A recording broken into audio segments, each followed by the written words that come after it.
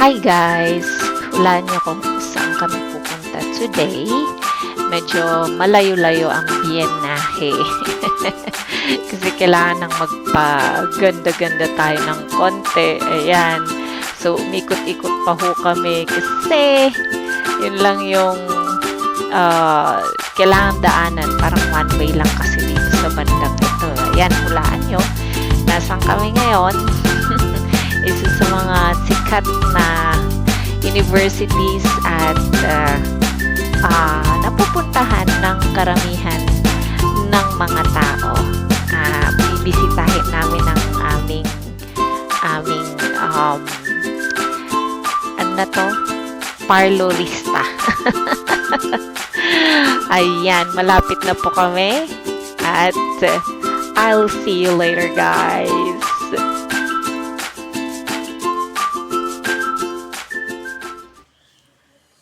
Hi guys! Here's your minimalist mom.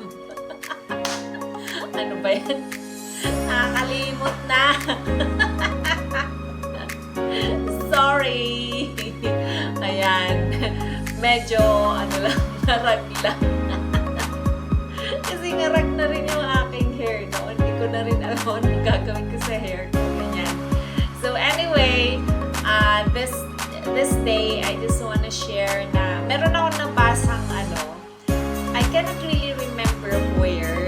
I cannot remember kung sa FB, a book, parang ganon, or e-book yata, parang hindi ko kasi hindi ko memorize yung dapat i-memorize, di ba? Hindi ko memorize yung mga nababasa ko minsan. O baka sakali lang yun, no? Alam mo naman ang mami, super mami, di ba? Yung parang marami kang iniisip, ganyan. Pero, I can still remember what it says. Yun. So, ang sabi niya, your kids need a happy mom in order for them to be happy too. Ganon, di ba? So, ewan ko kung happy sila. Hindi ko naman natatanong. Minsan ako na, happy lang sila pag yung lumalabas kami, ganyan, we go out together. Lalo na yung nag-travel kami, na kami lang, yung walang, alam mo naman. Natatawa talaga ako pag iniiwasan namin si bawal sabihin. Pero yeah. Pero syempre, sa kanya ako galing. Love ko pa rin yan. Diba? Syempre hindi natin pagkakailayan. Ganon. Anyway, ganon na nga. So, you really need to be happy as a mom kasi syempre pag malungkot ka, malulungkot na lahat. Ganon. So, malungkot na nga yung isang kasama namin. Lagi siya malungkot kaya nagkakasakit tuloy. Hindi ko alam kung ano kinakalungkot niya. Ganyan. Ako lagi namang happy. Ganyan. Maski tingnan mo yung hair ko. So, yun nga. As a mom, mga simple lang naman ang mga bagay na will make us happy, gano'n. Siyempre, isa na yan sa pera. Pera, kaya kailangan kumita tayo, di ba? So, meron akong event in the future. Kailangan ko na talaga magpaayos ng hair kasi nakakahiya naman, di ba?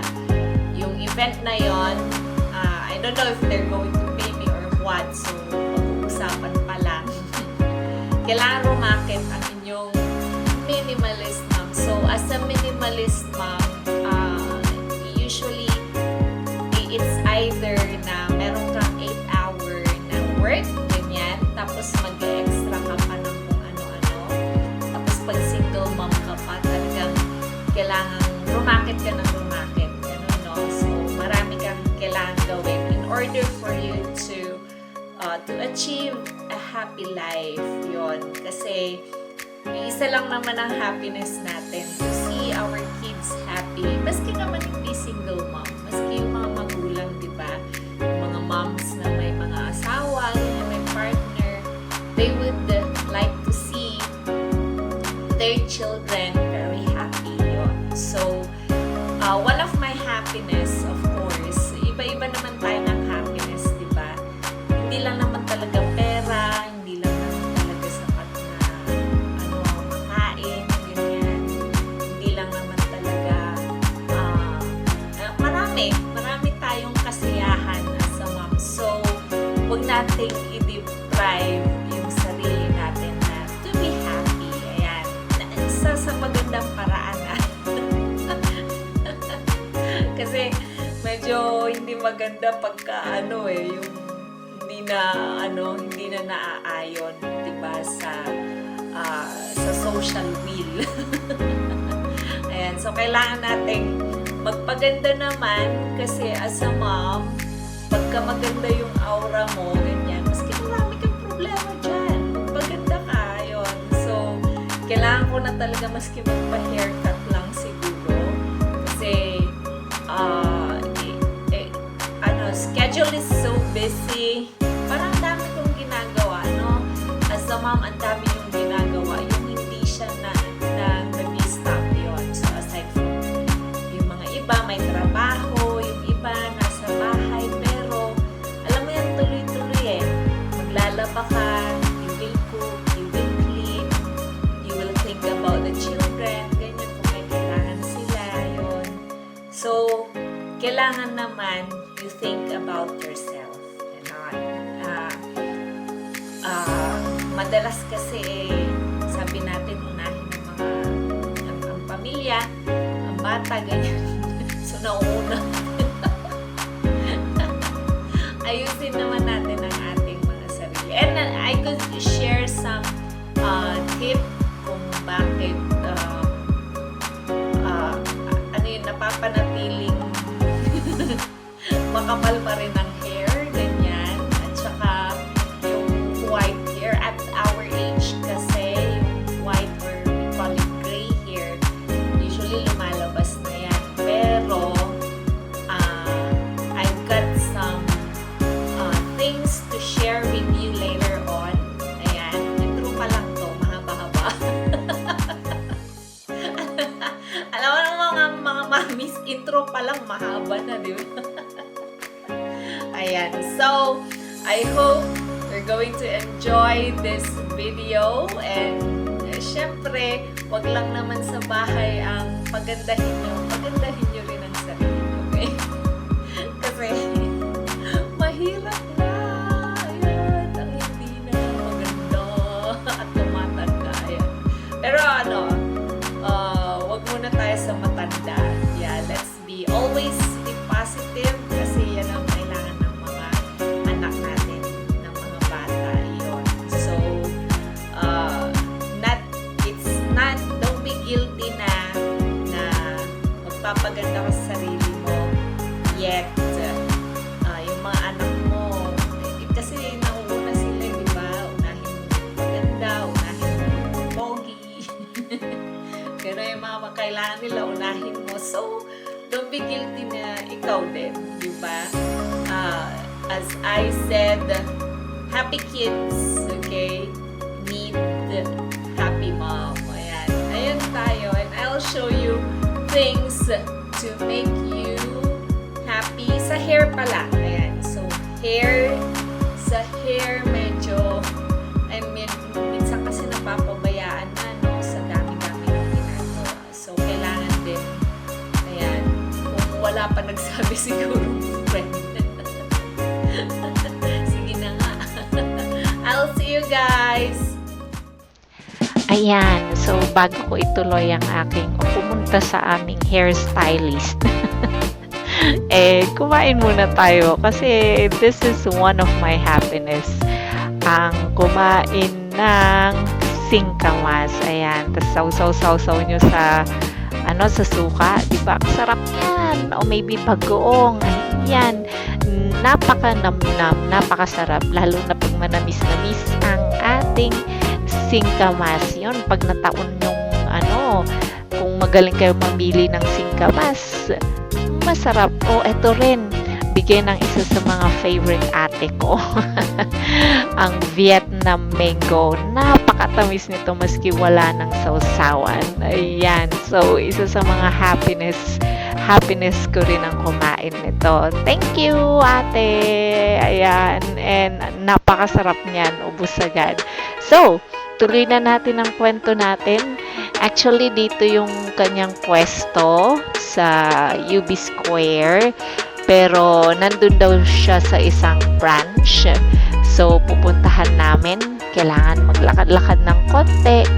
Ayan. And, of course, we will cross the bridge if we will get there. Ano ba yan?